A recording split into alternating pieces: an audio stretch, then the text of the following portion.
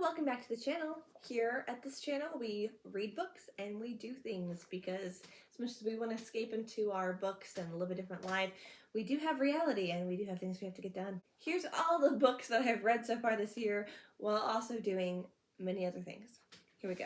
We're going to be talking about all the books that I've read so far in 2025 because it's June.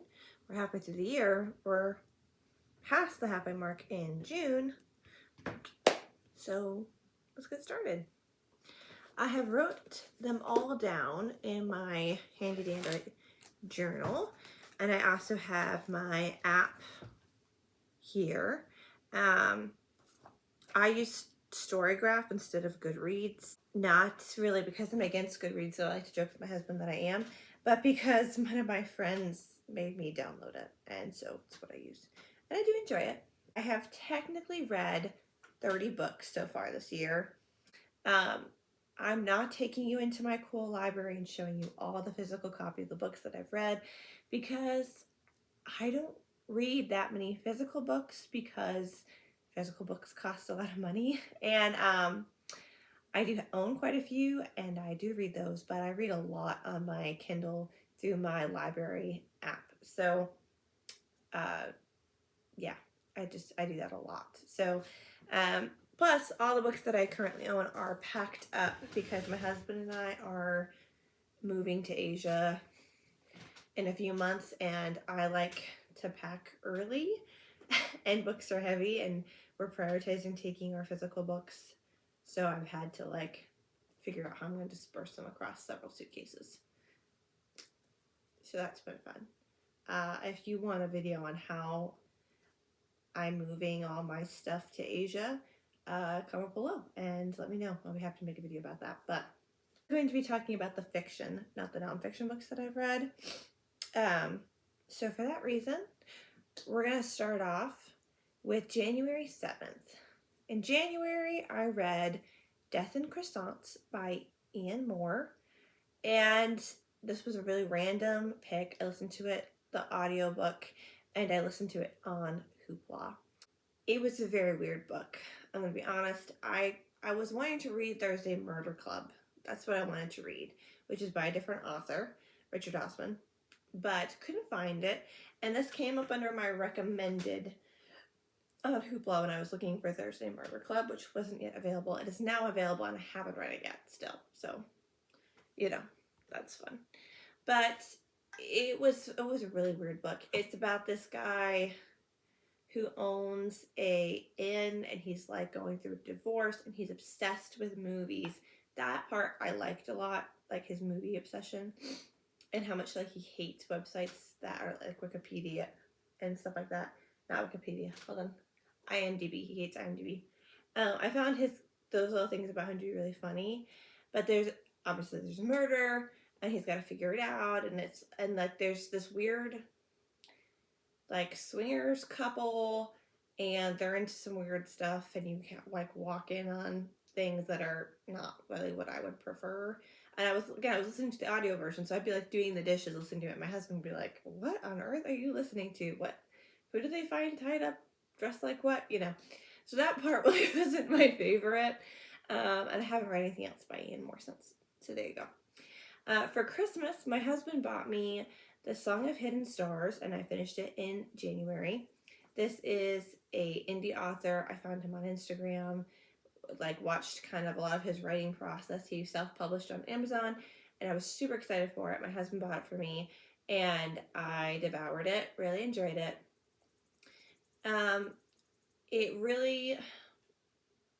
It's hard for me to say this. It reminded me of the Percy Jackson books, which I read last year and did not enjoy. I'm not a Percy Jackson fan.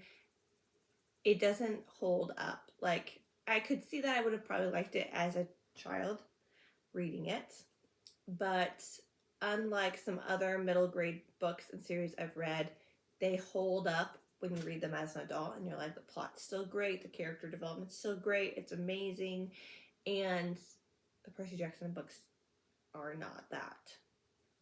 Come at me. But it is similar to that, as in this kid gets picked, he goes to a summer camp school. I guess it's more of a school, but it's very much camp vibes. And the magic system is music theory, which I was super excited about. I was like, oh, this is going to be so cool. And I was picturing in my head like classical music, okay? But our main character plays an electric guitar. And the cool thing about this book is that there are little codes that you scan and it brings up the playlist on Spotify and you can like listen to the battles and fight scenes, which I was super excited for. But I felt like the music didn't always quite line up in the book correctly. Like, we get to the end of a chapter. There was one time where you get to an end of a fight scene and then it gives you the music to listen to. And I was like, oh, music should have come on at the beginning of this fight scene so I could listen to it while I was reading it. You know what I mean? So there was that. It was a great concept, but wasn't executed perfectly. Overall, I really did enjoy the book. He's working on the sequel. I will be reading the books. I thought they were better written than Percy Jackson, but it's still very much those vibes. But the kids aren't dumb. That's what I don't like about the Percy Jackson books. I'm sorry, but Percy and his friends fall for obvious trap after obvious trap after obvious trap. It's ridiculous, okay? But these guys, Song of 10 Stars, are a little smarter than that. They do end up in traps. Don't get me wrong. They do end up in traps. But they're not called the Monster Ice Cream Shack for monsters. That they go and like, oh, it's awesome. And then there are monsters there. You know, it's not like that. I mean, it's a little bit better than that. Then I finished another Christmas book that I was reading, Christmas Scarf Murder, which is 3 short stories by 3 different authors. I counted this as a complete book, but technically I only read 2 of the 3 short stories. But I counted it. And I will finish the 3rd one next Christmas. But Christmas was over at this point, and I was over the Christmas stories. So, it was kind of an interesting idea though. Each book was set in Ireland. I think each author is Irish, and each story, sorry, I'm shaking my camera. Each story had to do with a scarf. So, very interesting concept. I enjoyed it. Then I read A Winter by the Sea by Julie Klassen. Love Julie Klassen. More people need to be talking about her. And this is a series that I love. Okay, this is the 2nd book of a series. The first book is called The Sisters of Seaview, and it's very much inspired by Sense and Sensibility by Jane Austen. This family of all daughters and their mom, their dad dies, they lose their home, they move to, oh my word, where do they move to? It's not Bath, but it's like a seaside, Seaview. They moved to Seaview, right? Or that, no, it's the name of their cottage. Forget where they moved to. But they moved by the sea for a couple of reasons. One being their mother's health, and the doctors were like, she needs to go sea bathing, it'll be good for her. So they move there. They open an inn, like a bed and breakfast type thing, in order to survive, basically, because they don't have enough income. And I really, really enjoyed that first book. The first book follows, it follows all the sisters, but each book kind of focuses more on one particular sister. My only complaint with The Winter by the Sea was that we didn't get enough of the sister from the first book, Viola, who I absolutely love. But this summer, I plan to read Homecoming, a Seaside Homecoming, or something, Homecoming, which is the 3rd book in the series. I had it saved on Hoopla, and I'm totes excited, okay? But I highly recommend, if you enjoy Seasides, if you enjoy Jane Austen, if you enjoy the bond between the sisters, it's just excellent and good romance. Highly recommend. Highly. So, then also in January, I listened to the audiobook of I'm Afraid You've Got Dragons by Peter S. Beagle. I saw this book at Books A Million fell in love with the title and cover. I mean, it just looks, let me show you what this looks like, okay? It's just so cute. It's got this like dragon on it and it looks so good. I didn't enjoy it as much as I thought I would. I read the description, it was like, this is going to be a comedy. This is going to be so funny. Like, dragons are pests and he's in pest control and he has to come to the castle and kill these dragons, right?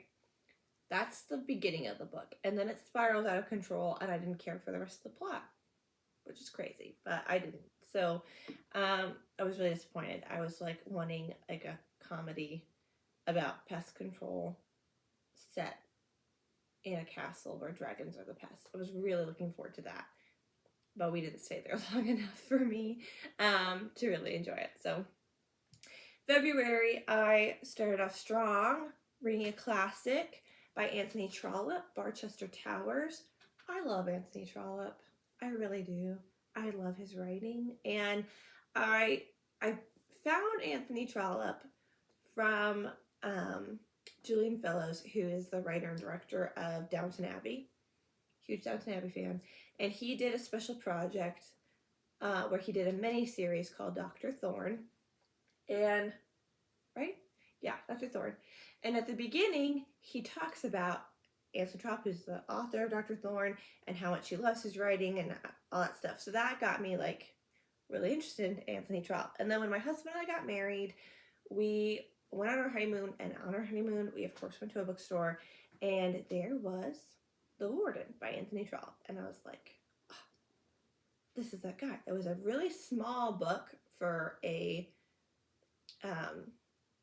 classic, and turns out it's just because there was like no margins and the font was really tiny, but I digress. I got that book, and it took me years to read it, because at the time I was not really reading any. I hadn't read a book for pleasure in a long time, and I had a really hard time getting into that particular book. Okay, it is the beginning of this like town that Anthony Trollope writes several books in, so I still think it's a good starting point. And Barchester Towers deals with the same characters as The Warden, and the other books are about other people in the same area. All right, and you'll hear them talk about other people. But Barchester Towers, I really enjoyed.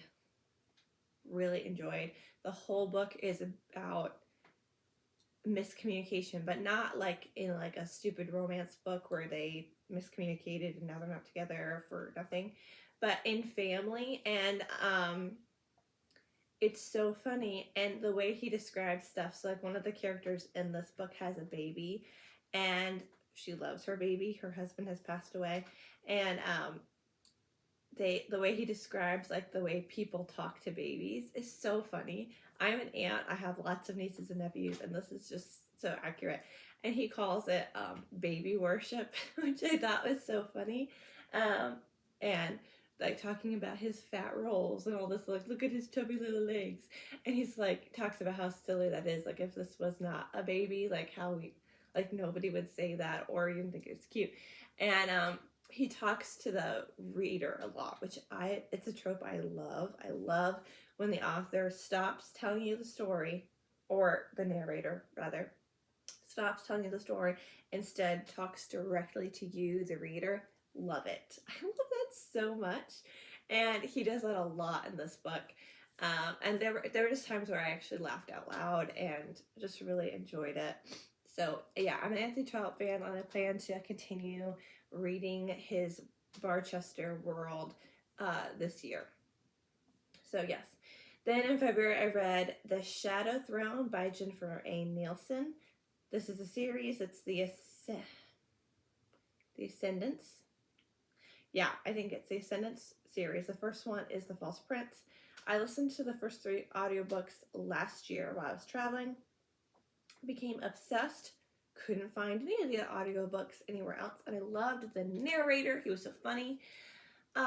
So this one I read digitally and thoroughly enjoyed.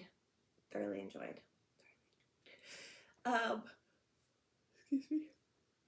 But I plan on finishing the series this year because I think I've got one book left. Because I read 2 this year, but 1 later on. So The Shadow Throne. Then I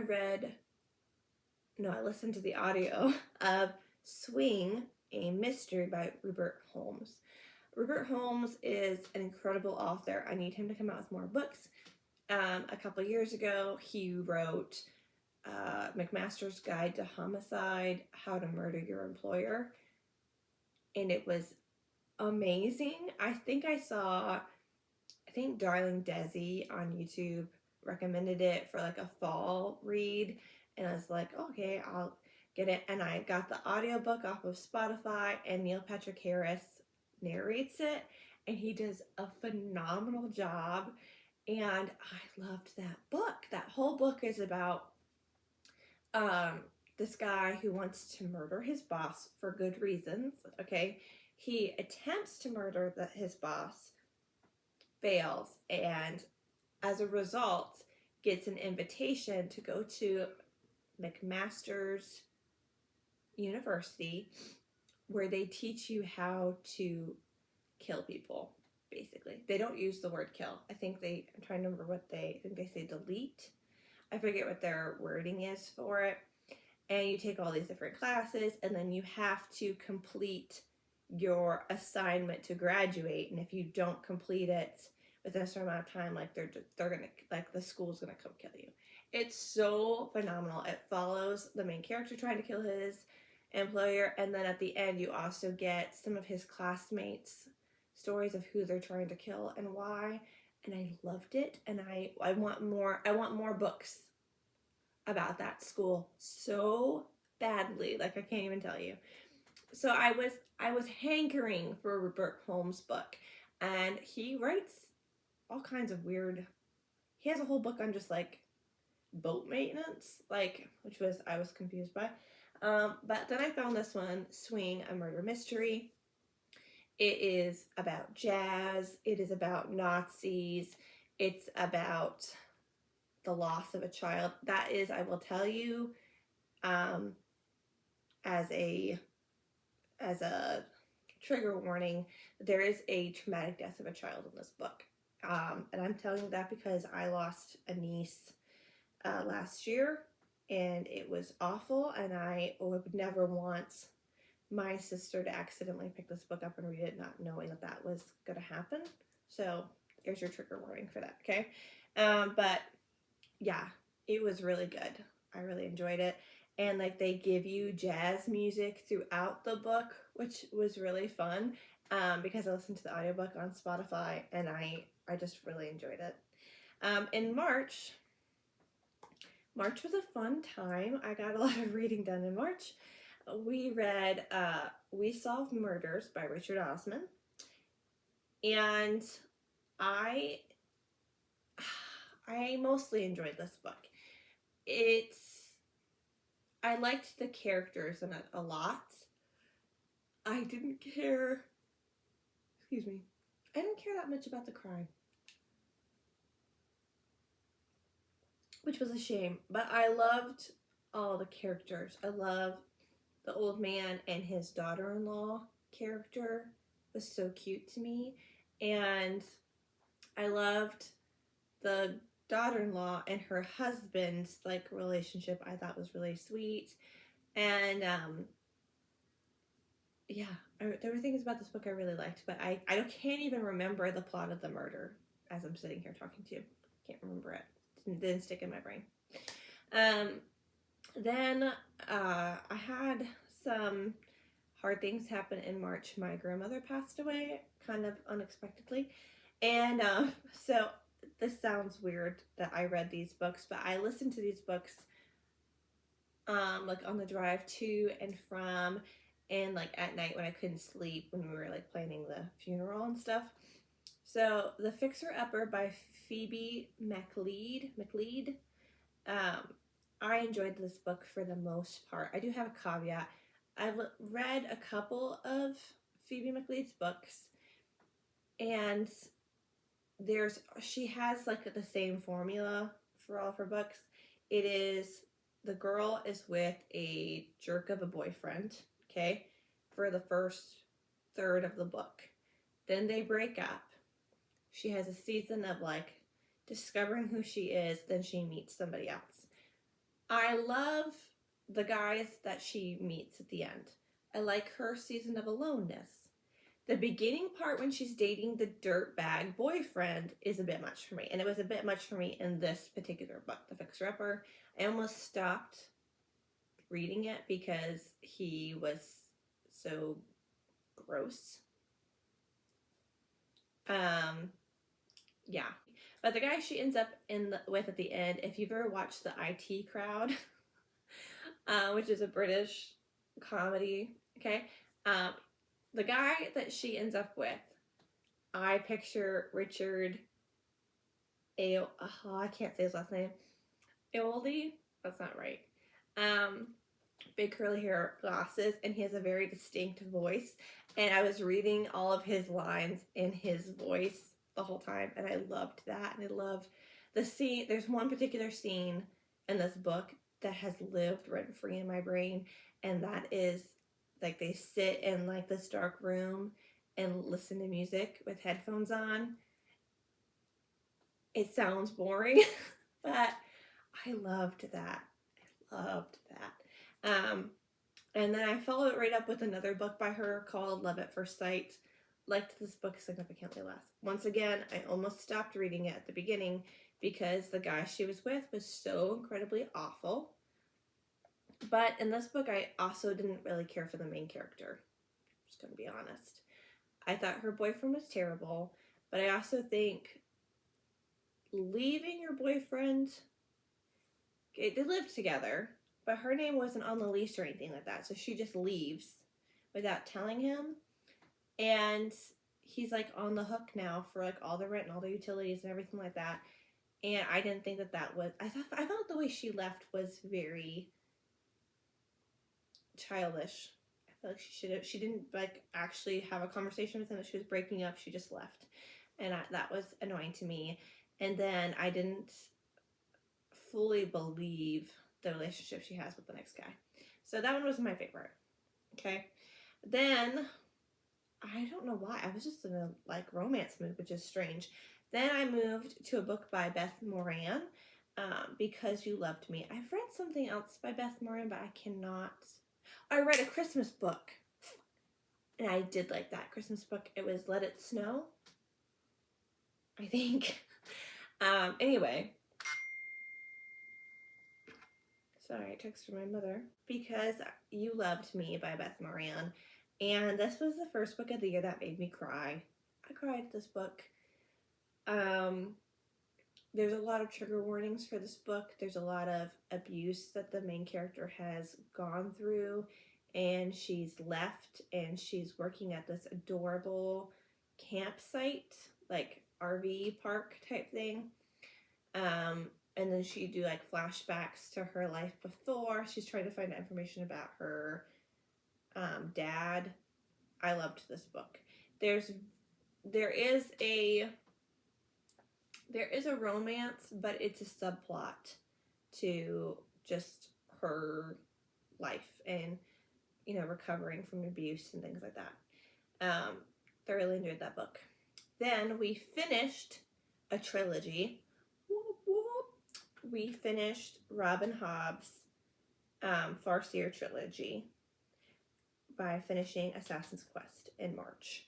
And up until that point, that was probably the biggest book I've ever read.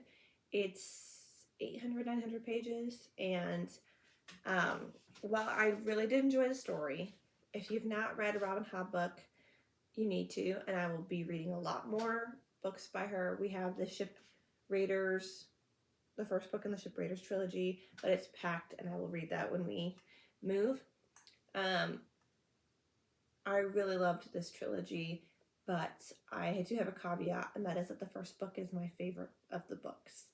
And it follows a young man from age 7 to like fully adult, and he's, as the book says, they're all called an assassin. He's an assassin for the royal family, and the different things that he goes through and the things that he sacrifices for his king and country.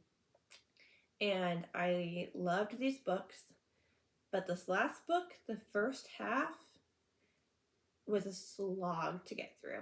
And I will say that that is typical of Robin Hobb's books. Like, so much happens in the last couple hundred pages. It's insane. But I usually enjoy the rest of the book because I love the characters and the world that she's built. And it feels very like classical literature where there's just like, there's not a lot happening, but you're there for the ride and the vibes and you love it. But this book wasn't giving me that because our main character, Fitz Chivalry, was alone for the majority of this book. And I'm a dialogue goblin. I just love to eat the dialogue up. And there isn't much dialogue because he's all by himself. And I missed all the characters that I love in this book. This book is one POV, the series, I should say, is one POV, but you absolutely fall in love with every single side character and you feel so connected to them through Fitz's eyes. It's amazing the way Robin Hobb did that. And then she stole all of our characters. And she did that on purpose so we would feel just as lonely as Fitz felt. But I didn't want to feel that way. I was missing all of my buddies. I missed them so much. And yeah, it was hard. It was really hard. Also, the ending of this book and series, for the most part, I really did enjoy it. I loved my word, what's his name? It's been a few months, guys.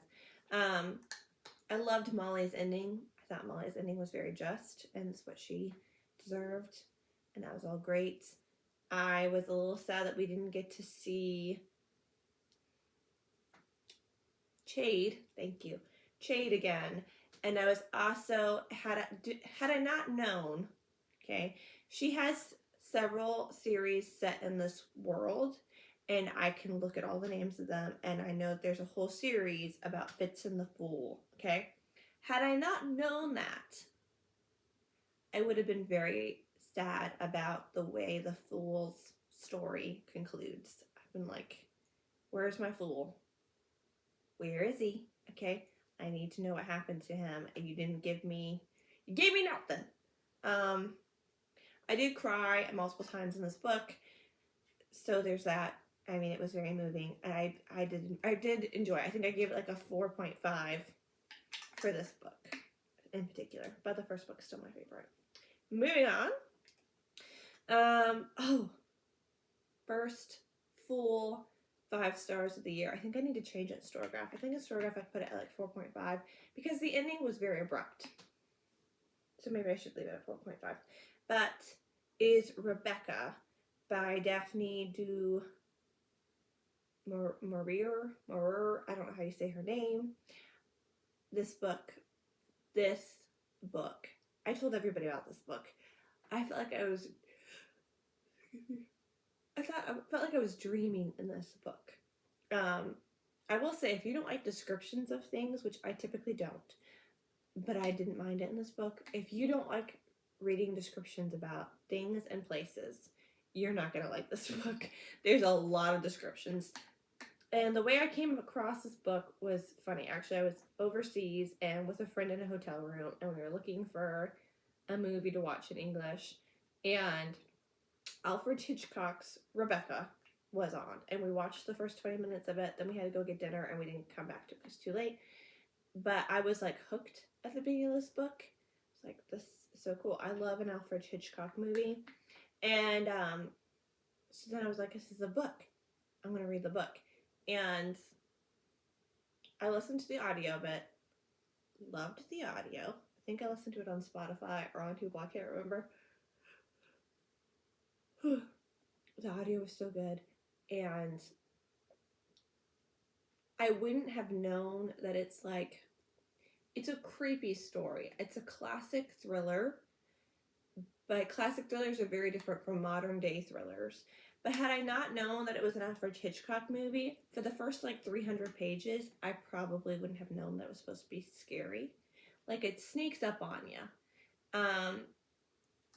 But it's about this young woman She works as this lady's travel companion, and while working for him, she meets this man, and he's widowed and rich, and he takes an interest in her. They spend some time together. They get married very suddenly. Like they've known each other for like a month or something like that. And she goes to live in his house. And my favorite thing about this is that there's so much inner monologue, because she basically, the main character haunts herself. Okay, that's what you need to know. It's it's a psychological thriller. That's what it is. Okay, she is in her head picturing his dead wife, and how his dead wife Rebecca must have been perfect. She must have been beautiful. She must have been, everybody loved her. She was a society person, and um, you know, Manderley, the estate, was in the best shape when she was there, and all the servants loved her. And she builds this person up in her head, and she imagines like if she's sitting, I'm sitting at a table right now. She would be sitting at this table with this journal, and she would be like, Rebecca used to sit in this chair. I bet she used to write her slanted handwriting here and answer that phone and do blah, blah, blah, blah, blah. And she would just like freak herself out, okay? But one of the things that I love is there's a scene where she's eating dinner, okay? And she's on the table, her husband's at the other end, and she's imagining what dinner is with him and Rebecca were like, blah, blah, blah, blah. And she's sitting there, and she's imagining this whole scene of them like talking, an argument, the phone ringing, her answering the phone, blah, blah. And all of a sudden, while she's like mid-imagining this scene, her husband goes, what are you doing? And she's like, what? He's like, your face completely changed. He's like, you were sitting there, all of a sudden you looked really angry, then you looked pale, then you looked angry again, then you like turned your head, and it was like you were waiting, like you heard something, like a sound, like the phone ring or something like that, then you were like, and she's like, oh, nothing, I'm fine. And what? I do this all the time. I've never felt so seen. It's bad. It's really bad. It's one of the reasons why I listen to so many audiobooks, because I don't want to give my brain time to do this. But I will come up with all kinds of like I might be doing the dishes and imagining that my husband died in some kind of tragic car accident, and what would I say at his funeral and to his family, and I'll start like crying, sobbing into my soapy dishwater, and my husband will be like, what is going on? I'm like, you died in a car accident. Like, it's so ridiculous, but I do this all the time. I've never felt so seen in a book before, and I loved it. So much so that I'm currently reading another book by this author, because it was just amazing. The ending was very abrupt, but there were so many twists in this book that I did not see coming, and the writing was amazing. You feel fully immersed, like you are this main character, and I highly recommend the audio, and maybe playing some eerie, creepy Alfred Hitchcock music in the background while you listen to it. All right, that was the end of March. April, I read The Secret Chapter by Genevieve Cogman. This is a book series. I think this is book 6 or 7 in the series, and people need to be talking about these books. I saw the first book, I don't remember the name of it, but I saw it at Barnes & Noble, and I was like, oh, interesting. Didn't like the price of it. Came back a month later, looked at it, and kept looking at it. And since I've got them like digitally, love these books.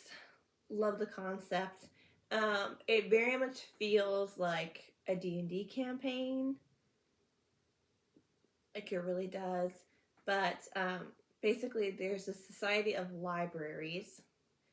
Of a library, I'm so sorry. And it's their job as librarians to take specific pieces of literature from different realities of worlds to anchor them and keep them like the balances or whatever. And then there are, on top of that, there are fays, which cause ultra chaos in their worlds, and there are dragons, which are like the paladins, like the lawful good, like the organized calm. but dragons have like a human form, and the dragons are the coolest things ever. This particular one, the secret chapter, was a heist, and she had to work with fae and dragons and do all this different stuff. And I just love these books. I love Genevieve Cogman. I need her to write more books.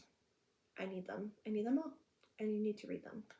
Then I listened to The Captive Kingdom by Jennifer A. Nielsen. This is another book in the Ascendance trilogy. Not trilogy. It's a series. There's like 5 or 6 books. So I have one more of those to read, and then I'm done with that series. In May, I finished The Count of Monte Cristo by Alexandre Dumas. There's a video of me reading it on this channel, and I do plan to do a whole video dedicated to this book and the films, but I just haven't had a chance to do it yet, so yeah, subscribe for that later. Loved this book. It was so different from the movie I grew up on, and I love the movie. I still love the movie I grew up on. Love it so much. The book is wildly different, and I was nervous about reading this book. My husband has read it in high school. He had the copy. He's had it since we've been married. We've been married almost 8 years, and I've been staring at this book waiting to read it, but it's really long. It's like 1,200 pages, and it's a French book translated into English, which translated works have always scared me, and this is the perfect book for you to start with. If you have not read a translated works, you need to start with The Count of Monte Cristo. You need to read the Penguin Classics translation of it, because it's perfection, and just enjoy it. It's so good.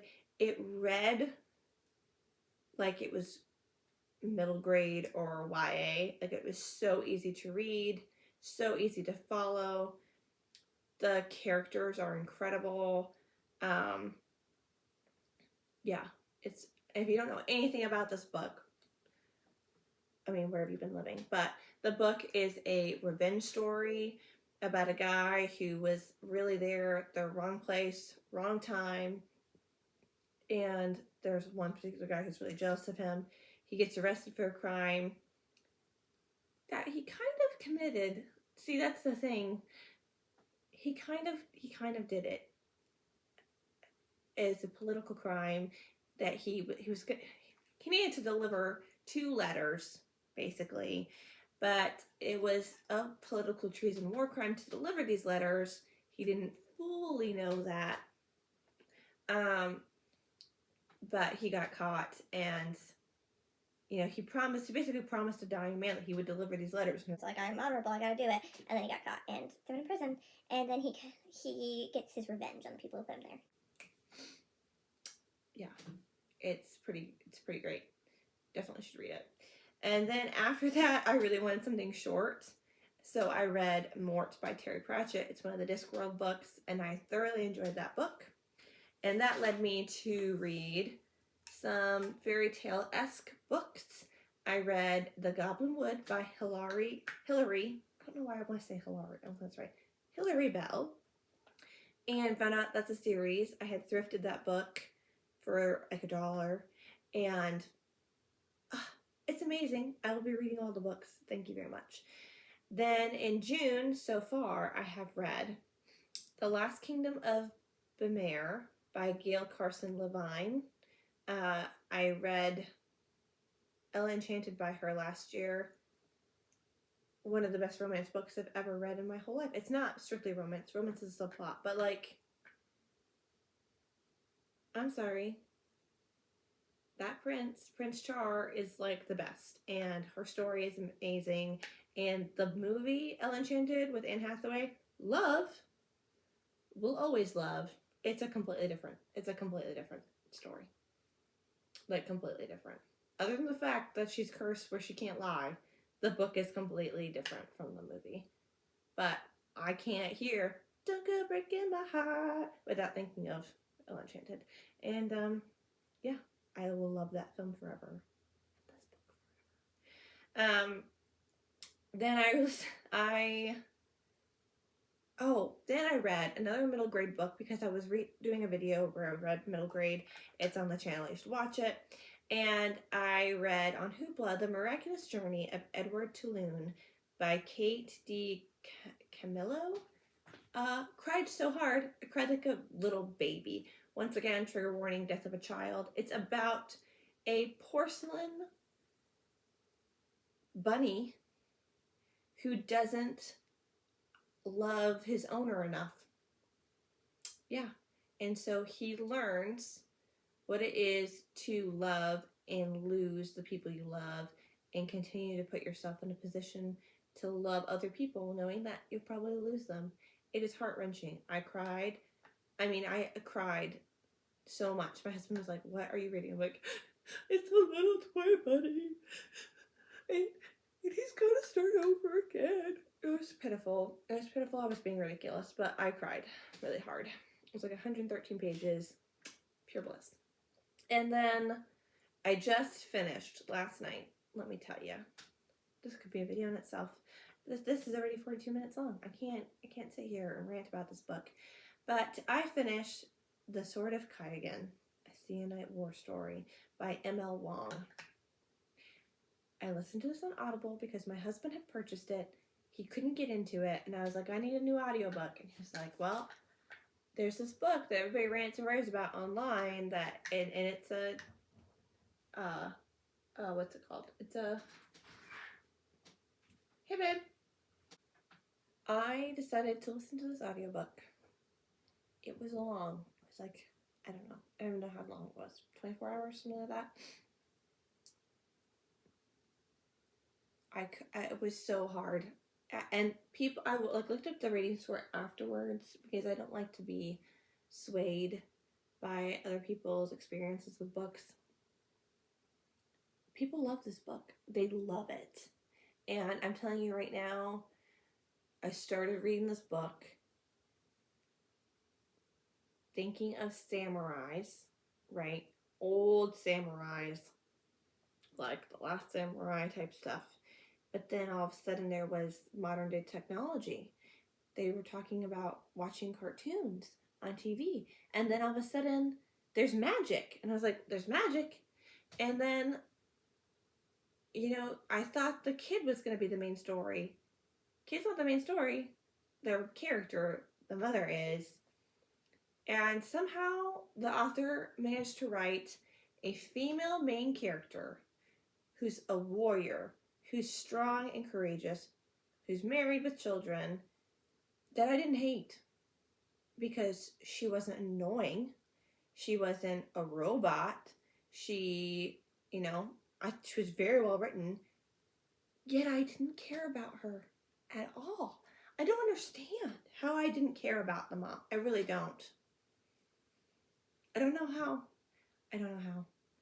And also, there were so many Japanese words in this book, which is fine. Like, I expected there would be Japanese names and stuff like that, but there was so much. There was also words that I'm assuming are made up, like Yurgia and Yama. But then it was like, he should have been back in 3, and there'd be a word there. I'm like, I don't know if that means minutes, hours, days, weeks. I have no idea. And the story was so boring. And the fight scenes were so long. I don't like reading about fight scenes. Because here's the thing. I don't picture things when I read. I don't. I know it's very strange. My sisters all make fun of me for it. But if I do picture something, it's either because I watched a film and so then I'm picturing the movie in my head, or I'm picturing things in a black and white, very basic drawing, okay? I can hear voices and accents significantly easier. Like when I read The Goblin Wood, I read the main character's voice in an Irish accent the whole time in my head. It was super fun. I recommend doing that. But when I read Harry Potter, I could picture what the kids looked like because I'm picturing the kids from the movie. But when I tell you, nothing in this story. It's like I'd finally start being able to picture something, and then they would throw in some kind of element that made me say, I don't know what time period we're in. I don't know what world we're in. I don't understand anything. And the ending of this book was bizarre. It was so weird. Her husband just invites the guy she wanted to marry at the end for them to catch up.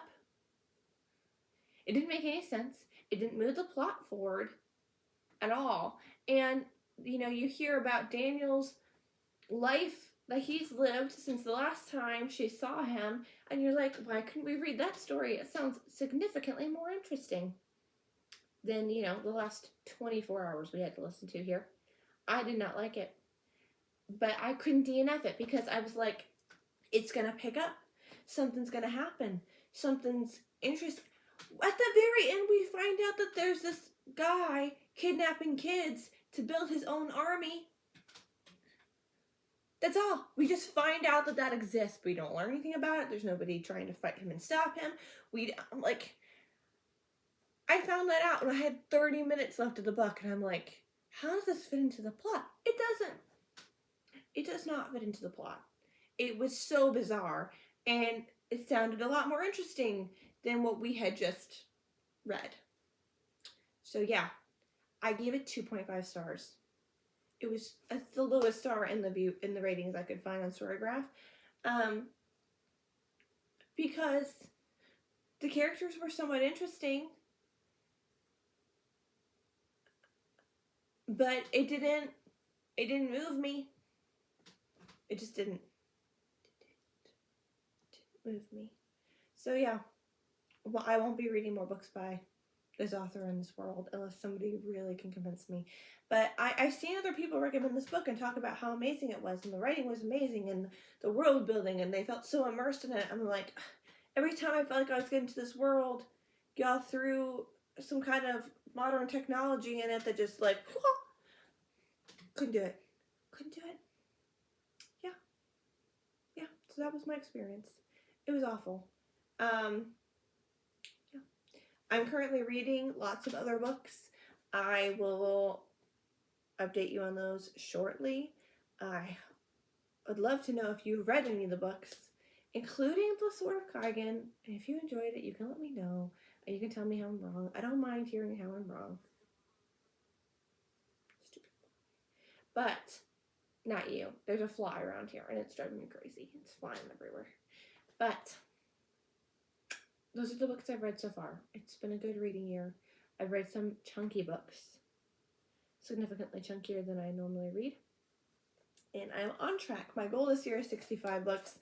Last year I read more than that, but also last year I read much smaller books. So it's a chunky book here, you know? So if you'd like to see more books that I read, you should subscribe.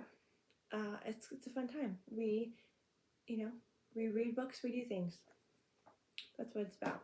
If you'd like to see the process of me moving my library to Asia, comment below.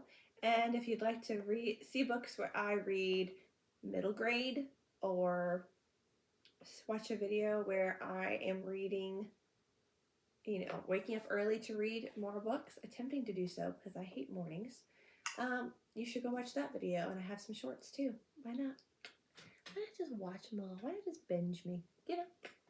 Why not?